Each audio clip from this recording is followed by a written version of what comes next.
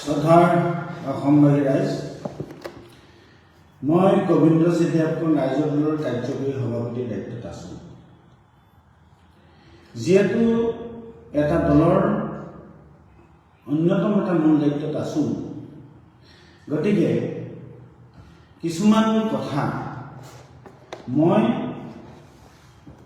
অসমবাসীৰ আগত জনোৱাটো প্ৰয়োজন বুলি ভাবিছোঁ। আৰু যিহেতু যদি মই নজনাওঁ তেতিয়াহ'লে ভৱিষ্যতৰ দিনত সেইবিলাক কথাই মোক জনসাধাৰণে প্ৰশ্ন কৰিব। এতিয়া প্ৰথম কথাটো হ'ল, মই যিহেতু দলৰ দায়িত্বত আছোঁ, এতিয়া দায়িত্বত থাকি মই কিছু কথা ক'বলৈ আগবাঢ়িছোঁ। বহু কথা ক'বলৈ আছে, যিহেতু দায়িত্বত মই বান্ধ খাই আছোঁ। দলীয় সংবিধানৰ যি অনুশাসন ব্যৱস্থা, সেই অনুশাসন ব্যৱস্থাৰ আওতাত আছোঁ। গতিকে ইচ্ছা থাকিলেও মই বহু কথা অসমৰ জনগণৰ আগত মই ক'ব নোৱাৰোঁ। তথাপিতো আজি যি দুটামান কথা মই সামাজিক মাধ্যমত ক'বলৈ আগবাঢ়িছোঁ, এই অধিকাৰ মোক আমাৰ দলৰ সন্মানীয় সভাপতি মহোদয়ৰ এটা পোষ্টে সেই অধিকাৰ প্ৰদান কৰিছে। যদিহে আজি মোৰ কথাখিনি ৰাইজৰ দলৰ সংবিধানৰ অনুশাসন ভংগ কৰে, তেতিয়াহ'লে সভাপতি মহোদয়ৰ সেই পোষ্টটোৱে ৰাইজৰ দলৰ অনুশাসন ভংগ কৰিছে। যদি অনুশাসন ভংগৰ অপৰাধত মোৰ ওপৰত ব্যৱস্থা গ্ৰহণ কৰা হয়, তেতিয়াহ'লে সন্মানী সভাপতি মহোদয়ৰ ওপৰত তেওঁৰ ওপৰতো ব্যৱস্থা গ্ৰহণ কৰিব লাগিব। কাৰণ কেলে, দলীয় সংবিধানে সভাপতি বুলি অনুশাসন ব্যৱস্থাৰ পৰা আঁতৰত ৰখা নাই, আৰু এজন তৃণমূলৰ সদস্যকো তেওঁক সেই অনুশাসন ব্যৱস্থাৰ বাবে দায়বদ্ধ কৰা নাই। এতিয়া কথা হ'ল, আপোনালোকে যোৱাকালি আমাৰ সভাপতি মহোদয়ে এটা ফেচবুক পোষ্ট দিছিলে, মই পঢ়ি দিছোঁ। যিসকল প্ৰাৰ্থীয়ে ৰাইজৰ দলৰ পৰা নিৰ্বাচন খেলিব বিচাৰে, সকলোৱে কাইলৈ 5 মাৰ্চত 11 বজাৰ পৰা 3 বজালৈ মোক কাজিৰঙা অৰ্কিড পাৰ্কত সাক্ষাৎ কৰিব পাৰিব।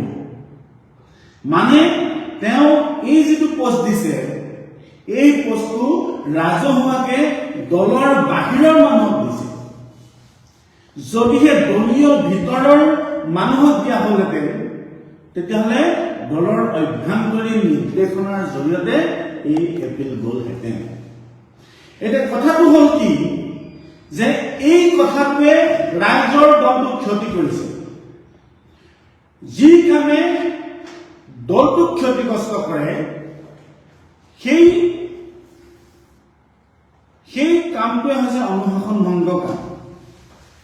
সাংবিধানিক অনুশাসনত শাস্তি পাবলগীয়া কাম হয় সেইটোৱে, যি কামে দলটোক ক্ষতি কৰে। গতিকে সভাপতি মহোদয়ে এই পোষ্টটোৱে দলটোক ক্ষতি কৰিছে। 1 নম্বৰ। প্ৰথম কথা হ'ল, আমাৰ দলটোত যে 126টা সমষ্টি, আজি সভাপতিক কৈ থকাৰ নিচিনা 60টা 40টা সমষ্টি প্ৰাৰ্থী দিব পৰা অৱস্থাটো নাই। আমাৰ যে আজি বহু সমষ্টিত আমাৰ হৈ নিৰ্বাচন খেলিবলৈ প্ৰাৰ্থী নাই, সেই কথাটো নগ্নৰূপে জনসাধাৰণৰ আগত উপস্থাপন কৰিছে। অৰ্থাৎ ৰাইজৰ দলটো দুৰ্বল বুলি সভাপতি মহোদয় এই পোষ্টটোৱে স্পষ্ট কৰি দিছে, যিটোৱে ৰাইজৰ দলটোক মই ভাবোঁ আজিৰ দিনত, আজি জন্মলগ্নৰ পৰা আটাইতকৈ বেছি ক্ষতি কৰা কামটো হৈছে সেইটো।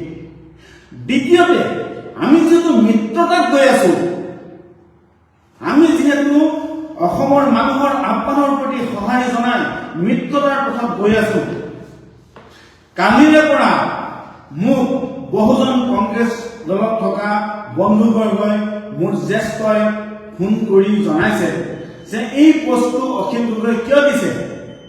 মই আমাৰ দলীয় যিসকল সমষ্টিত প্ৰাৰ্থিত প্ৰত্যাশী তেওঁলোকক আমন্ত্ৰণ জনাইছে। তেওঁলোকে কৈছে যে সেইটো হলেতো দলীয় অভ্যন্তৰীণ নিৰ্দেশনাত হয়। এই কথাটো আমাক সন্দেহান কৰিছে। মই কিহৰ সন্দেহান কৰিছে যে কংগ্ৰেছ দলৰ পৰা টিকেট নাপাই যিসকল বিতুষ্ট হ'ব, সেই বিতুষ্টসকলৰ সৈতে তেওঁ এটা সংযোগ স্থাপন কৰিব বিচাৰিছে, যিটো ক্ষেত্ৰত তেওঁলোকক নিৰ্দলীয়কৈ উঠুৱাই কংগ্ৰেছ দলটোক ক্ষতি কৰাৰ পৰিকল্পনা কৰিছে বুলি আমাৰ সন্দেহ হৈছে। গতিকে এই পষ্টটোৰ দ্বাৰা আমাৰ মিত্ৰতাৰ যিটো প্ৰক্ৰিয়া, এই প্ৰক্ৰিয়াটো ক্ষতি কৰিছে। গতিকে যদি জানিব লাগিব সেইটো সাংবিধানিকভাৱে মই অনুশাসন ব্যৱস্থাৰ সন্মুখীন হ'বলৈ প্ৰস্তুত আছো আৰু সভাপতি মহোদয় থাকিব লাগিব, আৰু তাৰ কাৰণে মোৰ যিটো প্ৰত্যুত্তৰ বিচাৰে সেই প্ৰত্যুত্তৰ মই দিম। আৰু যদি মোৰ প্ৰত্যুত্তৰ সন্তুষ্ট নহয় তেতিয়াহ'লে দলীয় অনুশাসনমূলক যি ব্যৱস্থাই নহওক মোৰ ওপৰত গ্ৰহণ কৰিব পাৰে। আৰু দ্বিতীয় কথাটো হ'ল হিমন্ত বিশ্ব শৰ্মা অসমৰ প্ৰত্যেকজন আহোম মানুহে জানে যি আহোমে ৰাজনৈতিকভাৱে দবদপাই থকা যি অধিকাৰ আছিল, যি সংখ্যাগৰিষ্ঠতা আছিল, সেই সংখ্যাগৰিষ্ঠতা হ্ৰাস কৰি তেওঁ তিনিটালে আনিলে। মানে আহোমৰ ৰাজনৈতিক যি ক্ষমতা, এই ক্ষমতা ছটাৰ পৰা তিনিটালে আনিলে। তাৰে অন্যতম এটা সমষ্টি হৈছে মৰিয়নি। মৰিয়নিৰ মুঠ জনসংখ্যাৰ ভোটাৰৰ প্ৰায় 65,000 ভোটাৰ হৈছে আহোম ভোটাৰ, আৰু প্ৰায় 47,000 ভোটাৰ হৈছে চাহ বাগানৰ ভাইসকল।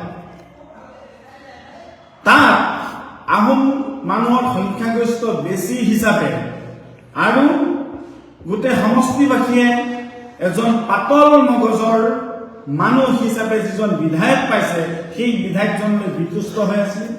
আৰু তাত বসবাস কৰা প্ৰত্যেকজন আহোমে ভাবিছিল যে এইবাৰ এজন যোগ্য আহোম প্ৰাৰ্থীক আমাৰ ইয়াৰ পৰা আমি জিকাই নিম, সেই আশা পুহি ৰাখিছিল। আৰু সেইকাৰণে তাৰ যিসকল মানুহ, সকলো ৰাজনৈতিক মতাদৰ্শ মানুহ ঐক্যবদ্ধ হৈ এজন আহোম প্ৰাৰ্থীৰ আশা কৰিছিল। এতিয়া যেতিয়া আমাৰ দলৰ পৰা জ্ঞানশ্ৰী বৰাক প্ৰাৰ্থিত্ব দিয়া হ'ল, জ্ঞানশ্ৰী বৰা মোৰ ভণ্টি, খুব ভাল পাওঁ। তেওঁ অসমীয়া জাতিটোৰ প্ৰতি বহুত দায়বদ্ধ আছে, তেওঁ ত্যাগ আছে, এটা চাকৰি এৰি থৈ তেওঁ আহিছে। কিন্তু সমষ্টিবাসীৰ আশা আকাংক্ষাক আমি গুৰুত্ব প্ৰদান কৰিব লাগিব। আজি যিমান বিলাক ৰাজনৈতিক দল আছে, প্ৰতিটো ৰাজনৈতিক দলে এটা সমষ্টিত প্ৰাৰ্থী দিয়াৰ আগত তাৰ জাতিগত সংখ্যাটো জানি লয় আৰু সেই অনুসাৰে দিয়ে।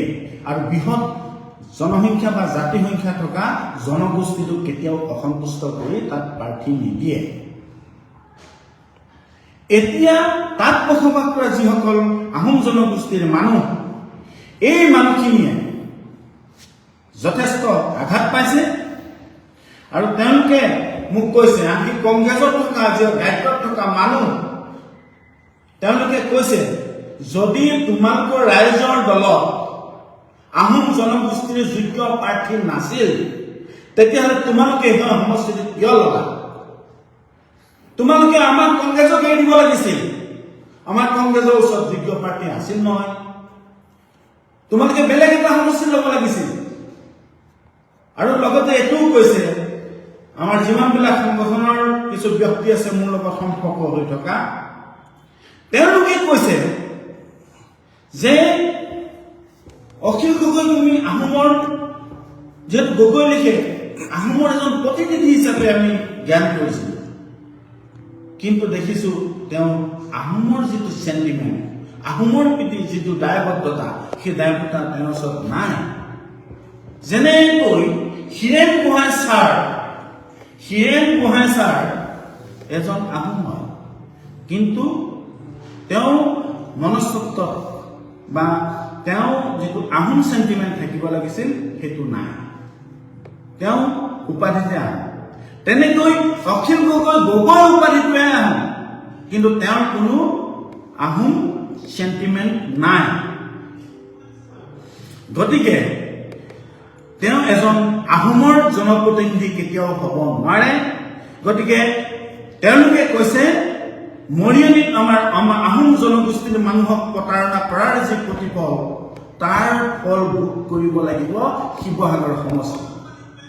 শিৱসাগৰ সমষ্টিত থকা মোৰ আহোম ভাই এজনে মোক ফোন কৰি কৈছে, আমি থাকিম, অখিল গগৈ দলত আমি থাকিম, তেওঁ মিটিঙলৈ যাম, চব কৰিম, কিন্তু আমি তেওঁ আহোম প্ৰতিনিধি হিচাপে তেওঁক আমি ভোট নিদিওঁ। গতিকে মই ভাবো অখিল গগৈ ডাঙৰীয়াৰ ৰাজনৈতিক জীৱনৰ আটাইতকৈ অপৰিপক্ক ৰাজনৈতিক সিদ্ধান্ত হৈছে মৰিয়নি সমষ্টিৰ ৬৫,০০০ আহোমৰ প্ৰতি তেওঁ দায়বদ্ধতাটো প্ৰতিফলিত কৰিব নোৱাৰাটো। গতিকে ধন্যবাদ, জয় অসম।